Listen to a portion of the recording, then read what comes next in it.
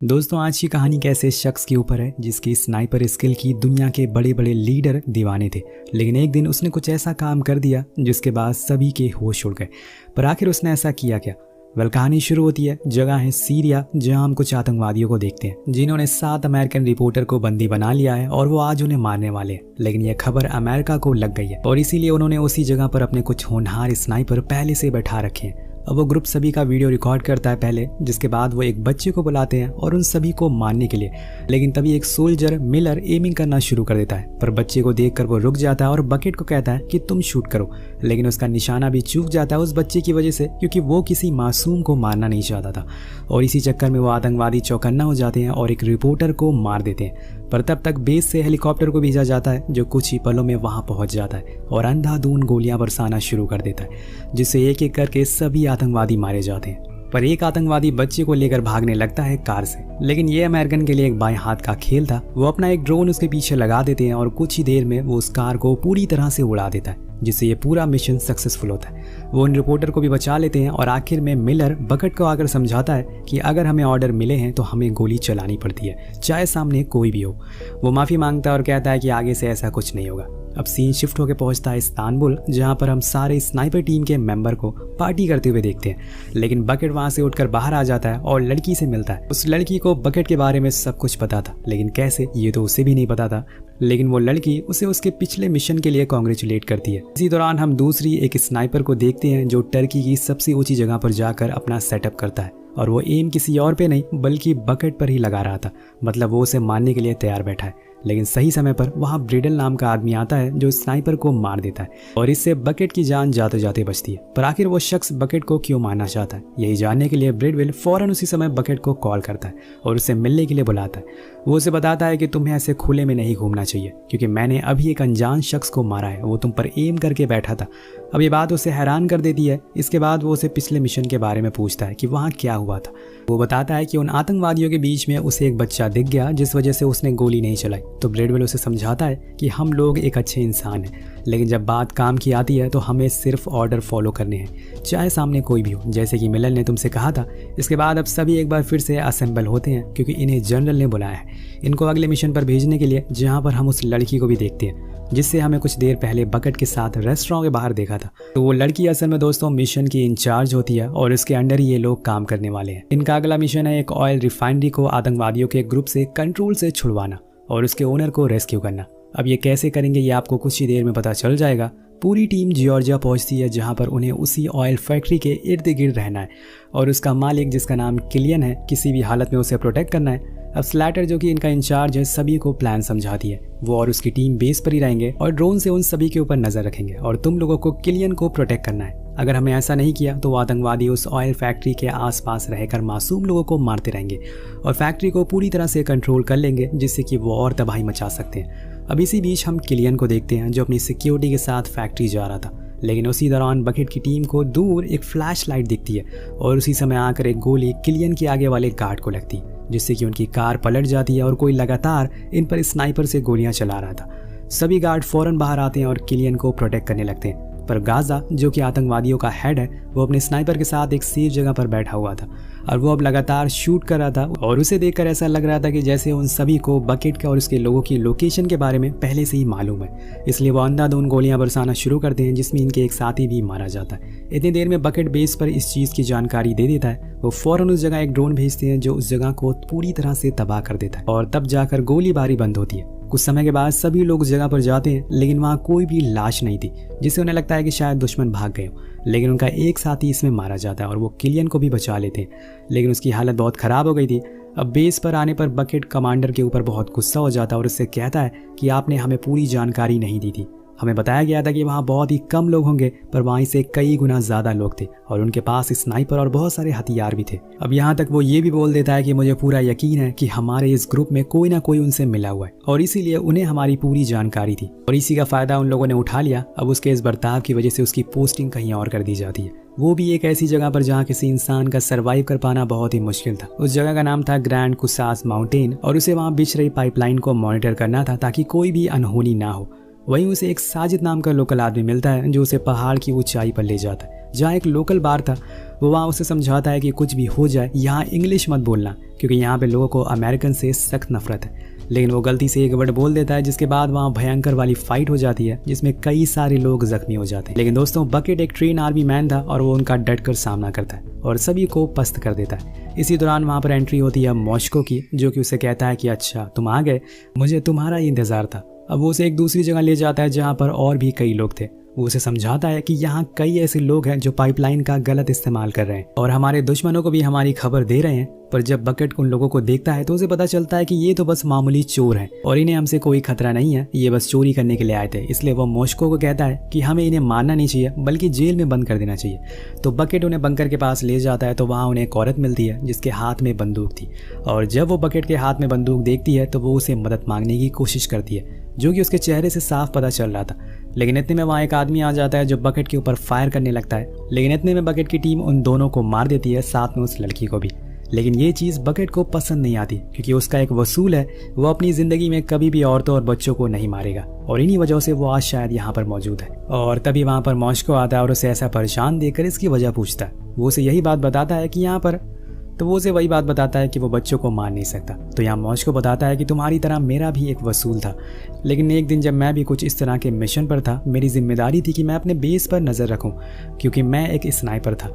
उसी समय मैंने एक बच्चे को देखा जिसने अपनी जैकेट में कुछ छुपा रखा था। मुझे लगा शायद वो कुछ खाने का सामान हो सकता है, तभी वो इतना छुपा कर ला रहा है ताकि वो खाना खराब ना हो, और इसीलिए मैंने उस पर शक नहीं किया। लेकिन यही मैंने सबसे बड़ी गलती कर दी और अपने 300 सैनिकों को खो दिया।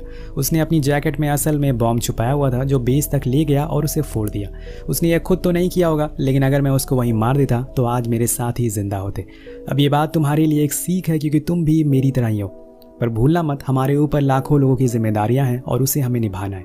कुछ देर के बाद उसके पास मिलर का कॉल आता है, जो उसे बताता है कि जो मिशन पर हमने आखिरी बार उस पहाड़ पर किया था, जिस आदमी को तुमने मारा था, वो असल में गाजा का कज़न था। वो अभी भी जिंदा है और यहाँ गाजा अभी भी जिंदा है, इसलिए हमें कैसे भी करके उसे पकड़ना है। इसलिए हमने वो मिशन कंटिन्यू कर दिया और हेडक्वार्टर से ऑर्डर आया है कि तुम्हें वापस बुला लिया जाए, इसलिए तुम फ़ौरन यहाँ पर आ जाओ। तो बकेट फ़ौरन अपना सामान पैक करता है और निकल जाता है अपने साथियों की ओर, जहाँ उसे अपनी पुरानी टीम मिल जाती है जो उसे पूरा प्लान बताती है। जिसके बाद ये लोग उस जगह के आसपास चारों ओर असला बारूद फिट करना शुरू कर देते हैं, ताकि अगर कोई भी यहाँ से भागना चाहे तो उन्हें मार सके। तभी थोड़ी दूरी पर हम देखते हैं कि एक कॉटेज जहाँ पर कुछ आतंकवादी छुपे हुए हैं और उन्होंने इनके लोगों को भी कैद करके रखा हुआ है। इसलिए अब फ़ौरन अपनी पोजीशन ले लेते हैं और फिर धीरे धीरे करके आगे बढ़ते हैं। लेकिन एक समय आता है जब बकेट की टीम वाले कम होने लगते हैं। वो सभी मारे जा रहे थे। तब यहाँ बकेट अपना कमाल दिखाता है और बिल्कुल सटीक निशाना लगाता है, जिससे कि वो सभी दुश्मन एक एक करके मरना शुरू हो जाते हैं। पर बकेट की टीम के लोग अब कॉम्बैट फाइट करना शुरू कर देते हैं और इतने में इन्होंने जितने भी बॉम्ब फिक्स करे थे वो फोड़ देते हैं, जिससे कि दुश्मन के कई साथी मारे जाते हैं। लेकिन अभी लड़ाई खत्म नहीं हुई थी और बकेट के कई लोग उस कॉटेज पे जाकर फंस गए थे। इसलिए अब यहाँ से बकेट उन सभी पर निशाना लगाता है। वो एक एक करके उन्हें मारना शुरू करता है, लेकिन उन्होंने उसके हेड यानी कि टीम के लीडर को बंदी बना लिया था। उसे अब वो बाहर लाकर उसे मारने ही वाले थे। वो एक्स उठाते हैं उसे मारने के लिए, लेकिन बकेट खुद के सामने ऐसा होते हुए देख नहीं सकता, इसलिए वो दूर से ही निशाना लगाता है और जितने भी लोग खड़े थे उन सभी को हेडशॉट मारता है, जिससे कि लीडर की जान बच जाती है और वो उसे एक स्माइल पास करता है। कुछ देर बाद वो दोनों मिलते हैं तो लीडर उसकी बहुत तारीफ करता है। इस बात की खबर जब बेस में लगती है तो सभी बकेट से बहुत खुश होते हैं कि वो आखिरी तक टिका रहा और उसने बड़ी बहादुरी से इस मिशन को अंजाम दिया था। इसलिए आर्मी उसकी सजा को माफ कर देती है, जिसके बाद उसे अपनी पुरानी जगह जॉर्जिया बुला लिया जाता है। पर वहाँ जाकर वो कहता है, मैं अब यहाँ पहले वाला काम नहीं करने वाला। मुझे ये बात अच्छे से पता है कि गाजा अभी भी जिंदा है और वो हम पर हमला नहीं करने वाला, क्योंकि ऐसा वो कभी चाहता ही नहीं था। और ना मैं उसे मारने वाला हूँ। मुझे बस वो इंसान चाहिए जिसने आर्मी के साथ गद्दारी करी, जिसने उन्हें हमारी लोकेशन बताई, जिससे हमारे बहुत सारे साथी मारे गए। इसलिए मैं गाजा के भाई की एशेस उसे देने जाऊंगा और उसके बदले में पूछूंगा कि उसे किसने हमारे बारे में बताया था। पर उसके साथ ही ऐसा करने से मना करते हैं और समझाते हैं कि अगर तुम वहाँ गए तो वो तुम्हें उसी समय मार देगा। पर बकेट को अब मौत से डर नहीं लगता, उसे एक कदम उठाना ही पड़ेगा, वरना उसे कभी इस बारे में पता नहीं चलेगा कि वो गद्दार कौन है। इसलिए वो एशेस लेकर निकल जाता है गाजा को ढूंढने के लिए। उसके साथ एक और साथी भी था जिसे उन आतंकवादियों की भाषा आती थी। इसलिए वो दोनों बड़े ही समय बाद आखिरकार उस जगह पर पहुंच जाते हैं जहां पर उन्हें गाजा का आदमी मिलता है। वो उन्हें एशेस दे देता है, पर वो उसे पूछता है कि तुम्हें स्नाइपर टीम की लोकेशन किसने दी थी। अब इस बात से वो बहुत गुस्सा हो जाता है और कहता है कि हमने किसी से मदद नहीं मांगी है, ना हम कभी किसी से मांगेंगे। तभी बेस पर जनरल देखते हैं कि बकेट और उसका साथी खतरे में है, क्योंकि वो आतंकवादी अब गुस्से में लग रहा था। इसलिए वो बिना देर करे ड्रोन से फायर करने का ऑर्डर देते हैं। उधर पहाड़ी पर गाजा कहता है कि आज मैं तुम्हें नहीं मारूंगा, लेकिन ये मत भूलना कि अगर तुम मेरे काम में टांग अड़ाओगे तो मैं सबसे पहले तुम्हें ही मारूंगा। तभी दोस्तों मिसाइल आती है, लेकिन इन दोनों की किस्मत अच्छी होती है, ये बच जाते हैं। लेकिन अभी भी कोई जानकारी नहीं थी कि गाजा इस हमले में जिंदा था या फिर मारा गया था। बेस पर आते ही बकेट के ऊपर सभी लोग बहुत गुस्सा होते हैं और उसे कहते हैं तुम्हें पता था ना वहाँ पर खतरा है, तुम वहाँ पर क्यों गए? तो वो उन्हें बताता है कि मैंने वहाँ पर एक आदमी के हाथों में एक सैटेलाइट फोन देखा, उसी की मदद से वो उन्हें उस दिन हमारी सारी बातें सुन रहा था और हमारी सारी लोकेशन के बारे में भी उन्हें पता चल गया था, इसलिए हमें और होशियार रहना पड़ेगा। इतने में उनके पास जनरल का कॉल आता है। जब ये लोग उन्हें ये चीज़ बताते हैं तो उन्हें बिल्कुल यकीन ही नहीं होता कि उनकी टेक्नोलॉजी वो कैसे ब्रीच कर सकते हैं वो लोग। आखिर ये सब कैसे हुआ, उनके पास वो सैटेलाइट डिवाइस कैसे आया, ये इतना एडवांस चीज़ कैसे उनके हाथ लग गई जिससे कि उन्हें ड्रोन का भी लोकेशन पता चल जाती थी। अब वो सभी को चौकन्ना रहने को कहते हैं, आगे जंग के लिए तैयार होने के लिए बोलते हैं, क्योंकि समय आ गया है जब उन्हें गाजा का मुंह तोड़ जवाब देना है। लेकिन जिस जगह पर वो इस समय रह रहे हैं वो चारों ओर पूरी तरह से फोर्स से घिरा हुआ है और उसके ये गार्ड्स खड़े हुए हैं, इसलिए उन्हें चालाकी से आगे बढ़ना पड़ेगा। सभी स्नाइपर अपनी अपनी जगह ले लेते हैं, पर यहाँ गाजा के स्नाइपर भी इनके ऊपर नज़र टिकाए हुए थे। वो लोग देखते हैं कि पैदल सैनिकों की एक टुकड़ी उनकी ओर बढ़ रही है, इसलिए वो उनके एक सैनिक को मार गिराते हैं ताकि उनका ध्यान भटक सके। लेकिन इतने में आर्मी एक स्नाइपर को उसकी लोकेशन के बारे में पता चल जाता है। वो गोली चलाए कि उससे पहले ही वो स्नाइपर भी गोली चला देता है, जो जाकर उसके कंधे पर लगती है और वो वहीं गिर जाता है। उसके साथ ही उसकी मदद करते हैं। अब यहाँ गाजा के लोग उन पर भारी पड़ रहे थे, तो वो मिनटों में ही उनकी लोकेशन को ट्रैक कर लेते हैं। उधर हेडक्वार्टर से ड्रोन उड़ाया जाता और उससे इन लोगों पर नजर रखी जाती है। तभी इसी दौरान जख्मी स्नाइपर के पास बकेट और उसका साथी आकर उससे कहते हैं कि अपनी वेस्ट उतार दो, जितनी भी तुम्हारे पास डिवाइसेस है उन्हें फेंक दो, क्योंकि उसके अंदर जीपीएस लगा हुआ है और उसी से ही वो हमें ट्रैक कर रहे हैं, क्योंकि जीपीएस कॉम्प्रोमाइज हो गया है। सभी उसकी बात मानते हैं और सारे डिवाइस को फेंक देते हैं, जिसके बाद एक एक करके पैदल सैनिक उस जगह पर पहुंचते हैं जहां से आतंकवादी फायर कर रहे थे। लेकिन वहां पर उन्हें कोई भी नहीं मिलता। तभी वहां स्लैटर भी आ जाता। इसके कुछ ही देर बाद जनरल भी आ जाते हैं, जिसे बकेट बताता है कि यह असल में एक ट्रैप था, वो लोग कुछ बहुत ही बड़ा करने वाले हैं। तो जनरल कहते हैं कि अब वो कुछ भी करें, हमें बस उन्हें ख़त्म करना है। इसलिए वो अपनी और फोर्सेस को यहाँ पर बुला लेते हैं और पता लगाने को कहते हैं कि आखिर वो लोग करने क्या वाले हैं। अब सैटेलाइट की मदद से पता चलता है कि उन आतंकवादियों की कार की लोकेशन अब उनके हेडक्वार्टर की ओर बढ़ रही है, जो असल में किलियन की ऑयल फैक्ट्री है। अब वो उस पर किसी भी कीमत पर कंट्रोल करना चाहते हैं, लेकिन बकेट उन्हें ऐसा करने नहीं देगा। इन लोगों के पहुंचने से पहले ही लेकिन वहां पर आतंकवादी पहुंच जाते हैं और पूरे हेडक्वार्टर को बर्बाद करना शुरू कर देते हैं। जितने भी गार्ड थे वो उन्हें मार देते हैं और इसमें टीम के इंचार्ज और यहाँ पर जनरल भी मौजूद थे। यहाँ पर सभी लोगों की जान खतरे में आ चुकी थी, क्योंकि गाजा के लोग तेजी से आगे बढ़ रहे थे। लेकिन इतने में बकेट और मिलर दोनों उसी ऑयल फैक्ट्री पर पहुंच जाते हैं और कुछ ही दूरी से स्नाइपिंग करना शुरू कर देते हैं। लेकिन गाजा का एम बहुत ही सटीक होता है, वो एक एक करके इनके सभी लोगों को मार रहा था। तब मिलर एक आइडिया देता है, वो मिरर को फ्लैश करना शुरू कर देता है, जिससे कि वो थोड़ी देर के लिए ब्लाइंड हो जाए। लेकिन उन्हें पहले तो उस बंदे को मारना होगा जो पूरी सैटेलाइट सर्वेलेंस को कंट्रोल कर रहा था। लेकिन दोस्तों यहाँ पर गाजा का भी स्नाइपर शांत बैठने वाला नहीं था, वो भी बकेट की ओर एम करता है और उसके एक साथी को गोली मार देता है। अब बकेट इस बात से परेशान हो गया था, क्योंकि वो स्नाइपर उसे दिख नहीं रहा था।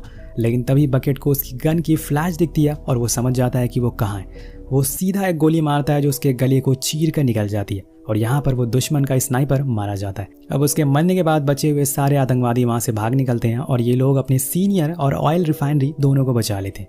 अब कहानी के आखिर में पूरी टीम एक बार फिर से इस्तांबुल में मिलती है। वहाँ जनरल आकर बकेट से कहते हैं कि हमें तुम्हारे आगे भी ज़रूरत पड़ेगी, उसके लिए तैयार रहना। तभी वो स्लैटर को देखता है और उसके पास जाता है। वो उसे माफ़ी मांगते हुए कहता है कि वो जीपीएस डिवाइस वाली बात तुम्हारी सही थी, शायद मुझे ये बात तभी समझ जानी चाहिए थी, जिससे बहुत से लोग बच जाते। इस कन्वर्सेशन के साथ ये कहानी यहीं ख़त्म हो जाती है। तो आपको कहानी कैसी लगी कमेंट करके ज़रूर बताएगा। मिलते हैं अगली वीडियो में। Peace out.